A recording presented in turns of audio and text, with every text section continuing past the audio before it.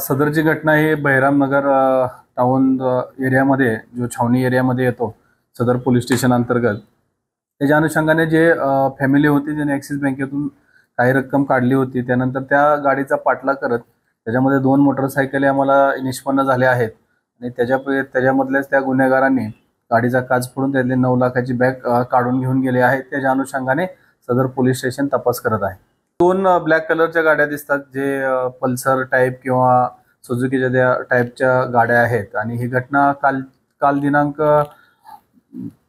5 तारखेची ही दुपारची 1:30 वाजताची घटना आहे। येथील फिर्यादी त्यांचा व्यवसाय आहे, व्यवसायाच्या दृष्टीने त्यांनी पैसे बँकेतून काढलेले दिसून येतात आणि ते भंडारा जिल्ह्यात जाणार होते। त्याच्या अनुषंगाने ते घरी त्या ठिकाणी फ्रेश होण्यासाठी थांबले होते आणि ते तिकडून निघण्यापूर्वीच त्या ठिकाणी ही घटना घडलेली आहे।